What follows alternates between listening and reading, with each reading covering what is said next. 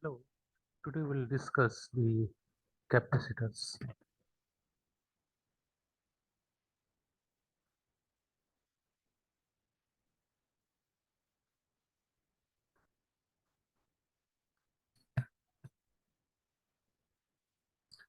You know, the capacitor is a device which can store electric charge.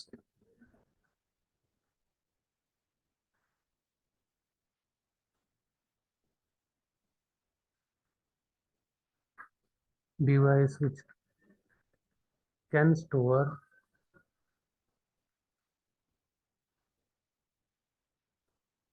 electric charge for short period of time.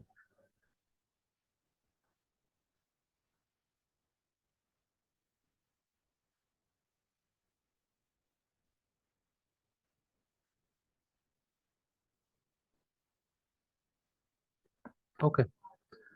Uh, like resistor, capacitor can be connected in series and parallel, and therefore we'll see how it is connected in parallel and series. We know that the resistance make the passage of electric charge difficult.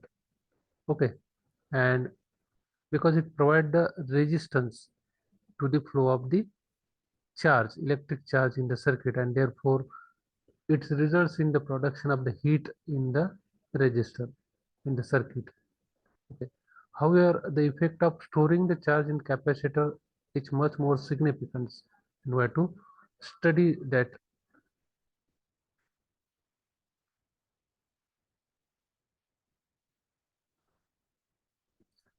Let us consider one circuit.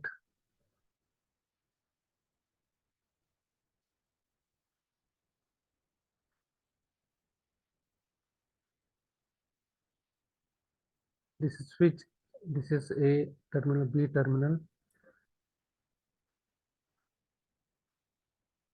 One ammeter is connected to measure the current, and this is a capacitor, which is generally shown by two lines like this. The charge on the capacitor. This is capacitor, and we have to also measure the voltage across these capacitors. So we have connected one voltmeter in parallel with the capacitor. So this is the voltage source. Okay. So initially, we will see how the capacitor is charged and discharged. Suppose when this switch is connected to here, that means this capacitor is connected to this voltage source, and the capacitor starts charging. The current will also flow through this ammeter, and the capacitor starts charging. Initially, it will show the very high current because the capacitor will takes very high inverse current when the capacitor is fully discharged.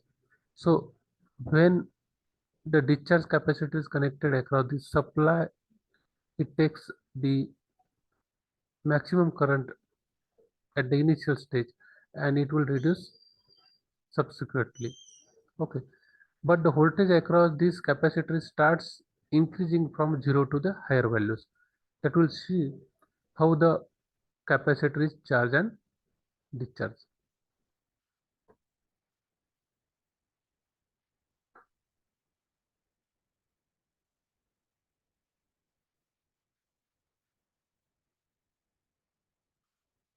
Charging and discharging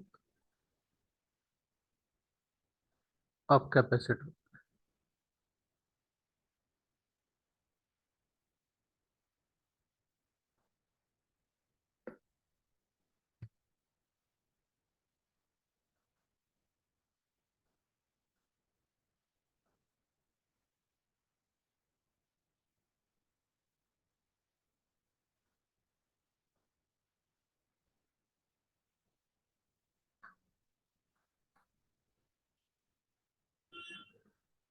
So this is a charging current versus your time, and this is the potential difference across capacitor, and on this side it is a discharging current.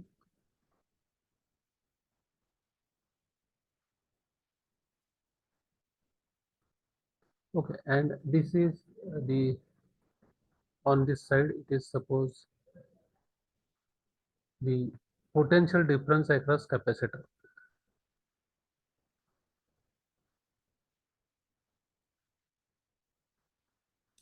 When the switch S is connected to the A terminal, then the capacitor starts charging, and initially it takes too much of the charging current initially, and therefore it reaches to the maximum value. Reaches to the maximum value, and after the due course of time, it will come down to like this. Okay, so at this stage, we can say that the capacitor is fully charged. Okay, and again, when the capacitor switch, the switch in the circuit, again, if it connected to the B terminal, then what will happen? The capacitor will be connected, will be short. Means here, if you connect this switch to here, this will be short, and now the whatever the capacitor is charged, that will there is one resistance is there. Oh, I forget here to add one resistor. So we have to also add one resistor here, so that this is a resistor R. So when you throw this switch here, what will happen? The capacitor, now if you connect this here, the capacitor will start discharging through this resistor. And when the capacitor start discharging, the discharging current is shown here. The capacitor start discharging through the resistor, and the discharging current is initially like this, and it will again be like this. It will again come to the zero, that is fully discharged. Okay, so in this way, the charging and discharging of the current will be there in the capacitor. But when we connect this switch to here, when you connect this switch S to A, that means capacitor starts charging. When the capacitor starts charging, the potential difference across the capacitor starts increasing. But this, unlike the current, this doesn't increase to the high value suddenly, but it starts increasing slowly. It starts increasing slowly, and the potential difference across the capacitor starts increasing slowly, and in this way it develops the potential difference across the capacitor. Once it is fully developed, and when the capacitor is discharged, okay, that means the voltage across the capacitor is also starts reducing. It is reducing like this, and when it is fully discharged, that means voltage across the capacitor is also zero. In this way, we can see the charging and discharging of the current of the capacitor, as well as how the potential is difference develop across the capacitor, and how the potential is also reduced when the capacitor is discharged. So this is the charging and discharging of the capacitors.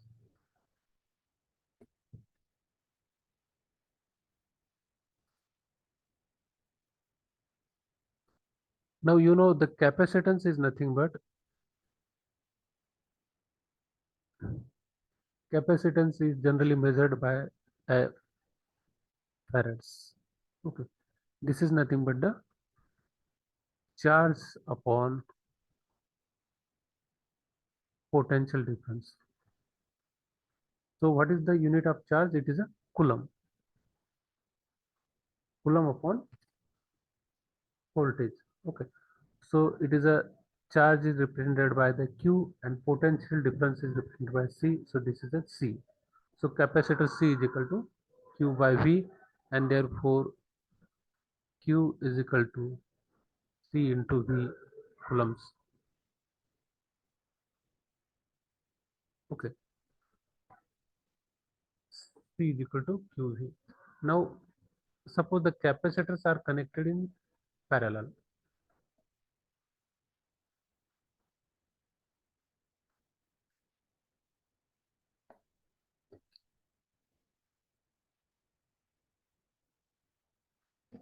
When capacitors are connected in parallel, this is the voltage source, and this is the capacitor C1, and this is a capacitor C2.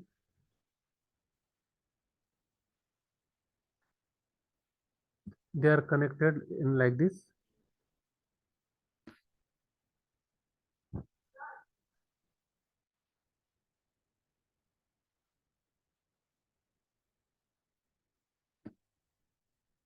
So the capacitor C1, capacitor C2. Now what is the charge on capacitor C1? Just by taking the help of this charge, and capacitor C1 is Q1 is equal to C1 V. And what is the charge on capacitor C2? It is Q2 is equal to C2 into V. So this is the charge on the capacitor. So what is the total charge on the capacitor when they are in parallel? Total charge in the capacitor is nothing but C1V plus C2V, and this is equal to V into C1 plus C2, and this is nothing but CV. Okay, so if you take here V outside, so the total capacitance C is nothing but C1 plus C2. So when the two capacitors are connected in parallel, their resultant capacitance is the arithmetic sum of their respective capacitance. Okay. Now when the capacitors are connected in series,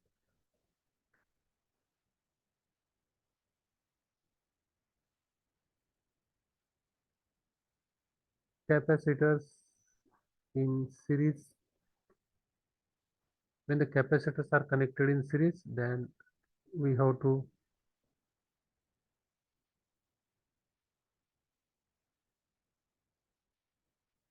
this is one capacitor, this is another capacitor, this is another capacitor. Three capacitors are connected across this EMF source. This is a C1, C2, C3, and therefore what is the potential difference across this is? It is V1, across this is V2, across this is the V3.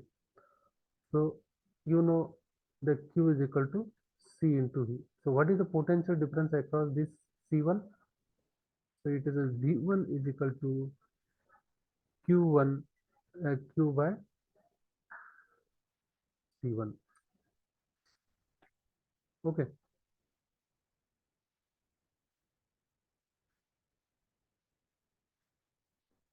What is the potential difference across capacitor C2? It is V2 is equal to Q by C2. What is the potential difference across capacitors C3? It is V3 is equal to Q by C3.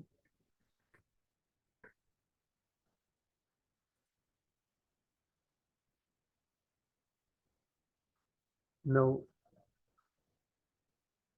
you know that V is equal to V1 plus V2 plus V3. So this is a Q by C is equal to V1 is Q by C1,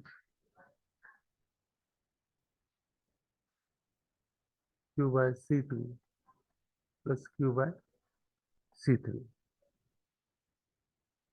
and therefore total capacitance C is equal to 1 over C1 plus 1 over C2 plus 1 over C3. So in this way we can find the equivalent capacitance C. So reciprocal of the resultant capacitance of capacitors connected in series is the sum of the reciprocal of their respective capacitance. So this is how the capacitors are connected in parallel or in series. Now distribution of voltage across the capacitor in series. Distribution of voltage across capacitors in series.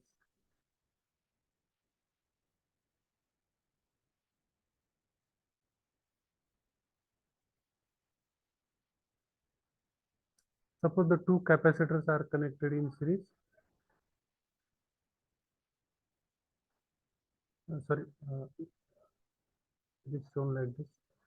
EMF source is EMF source. This is C1 and C2 capacitors. Now these two capacitors are connected in series. So what is V1 across this capacitor? It is Q by C1 and V2 is equal to Q by C2. So therefore, we can write here V1 by V2 is equal to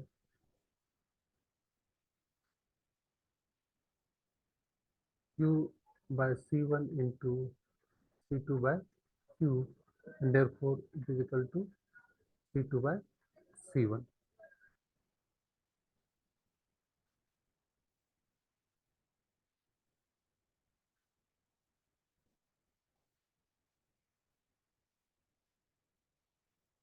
So it is a V1 by V2 is equal to C2 by C1, and therefore you know this V1 plus V2 is equal to total V, and therefore V2 is equal to here V minus V1. Okay, V minus V1. Therefore we have to substitute this V2 in the above equation. Put this V2 in the above equation, this equation. So therefore V1 by V minus V1 is equal to C2 by C1.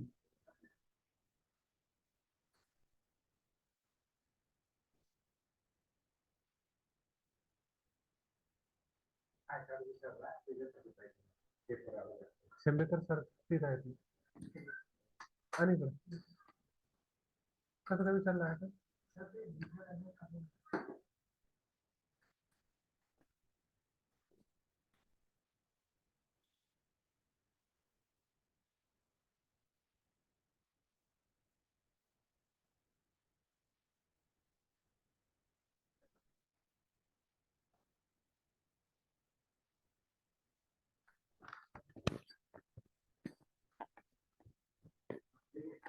So it is a after substituting the values, now we have to find this V1.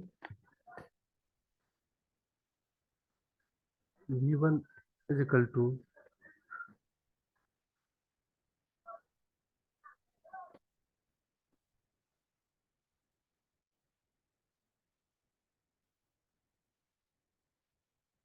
V minus V1 into C2 by C1, and we have to find this. If we solve this, VC2 minus V1 by C1, this is a V1. As we have to find value of V1, and that is V1 C1 is equal to VC2 minus V1. So V1 you take on one side, V1 plus V1 is equal to VC2, and therefore now we can take here V1 common, and this is C1 plus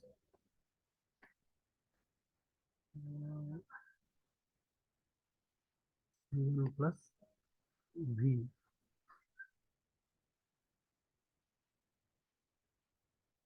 Something is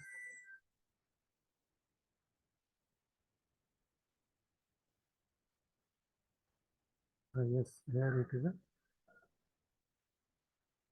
V1 into here C2, V1 C2, here it is a C2,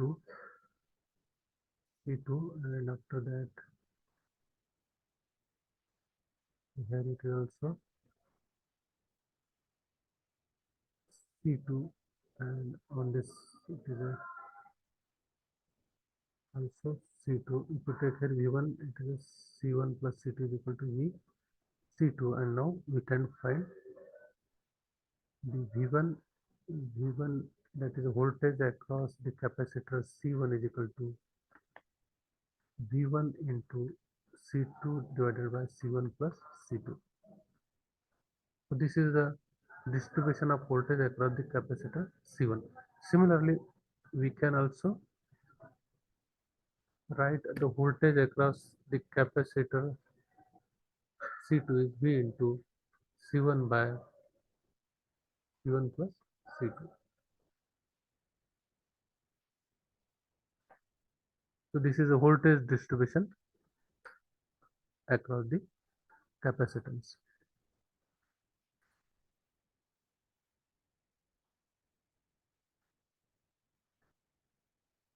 Thank you very much for watching this video.